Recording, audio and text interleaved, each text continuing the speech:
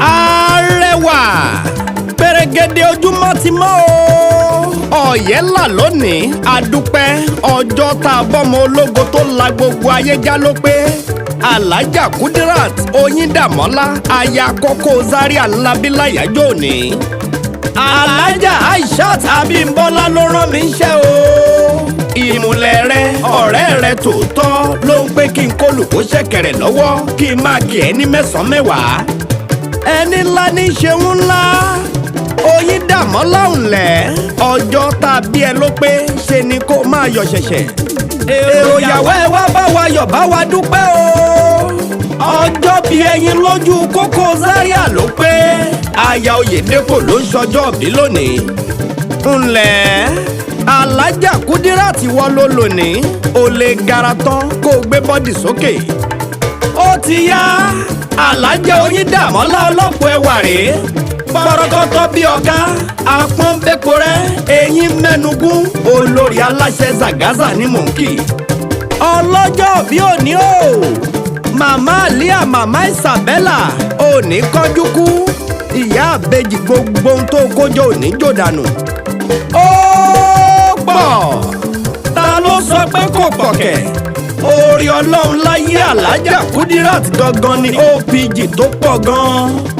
Ńlẹ̀ aya olómù ijó ọpẹ́ yá gbọ́wọ́ ọjọ́ gẹ́ngẹ́ kò sí fòyà.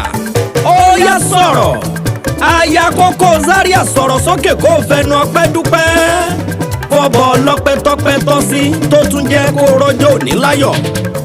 Ọmọ wọn níjẹ̀bú ṣé wọ́n ládé orí ọ̀kín tí òjò tẹyẹkẹyẹ ni a fi ń pé ẹ máa yọnu só lórí Koko Zaria tó ń ṣọjọ́ bí lónìí. Happy birthday to you Alhaja Kudirat Oyindamola. Every April 6 is your day. Tọdún 2021 ló pé ìní gbogbo èèyàn ṣe ń bọ̀ yọ̀. Ó ti yá ọlọ́jọ́ bí òní o jẹ́ ń bọ̀ délé bàbá tó bí ẹ lọ́mọ. Ìwọ lọmọ Ìjẹ̀bú Alárẹ̀ ọmọ Awùjalẹ̀ ẹ̀yin lọmọ bíbí rẹ̀ ò ṣe fowó rà ọmọ aṣàlẹ̀ jẹ̀jẹ̀ bí ẹni òróbìnrin rí.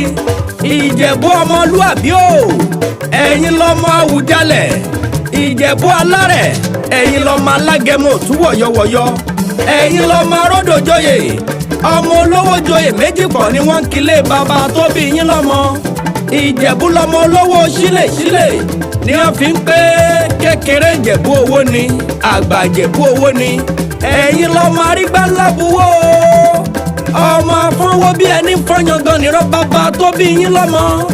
Ìjẹ̀bú lọmọ fìdí pọ̀tẹ́ mọ́lẹ̀ iṣu mẹ́fà níṣu Ìjẹ̀bú Ìjẹ̀bú ta méjì wọ́n jẹ méjì olórìṣà tí wọ́n fi méjì yòókù bọ nílé bàbá tó bí yín lọ́mọ.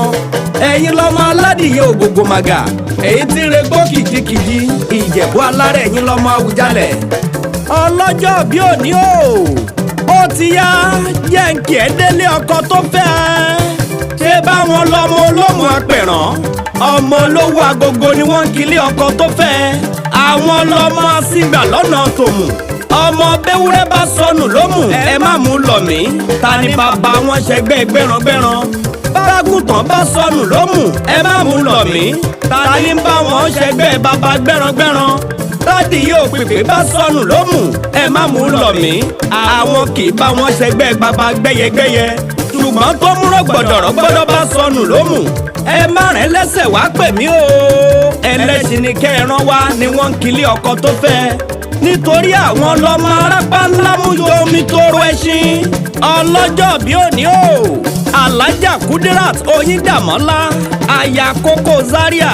Tó o bá ń gbọ́ kíkì yìí ọ̀rẹ́ rẹ pàtàkì ìmùlẹ̀ rẹ tòótọ́ Alhaja Aishat Abimbola ló ń pé happy birthday to you.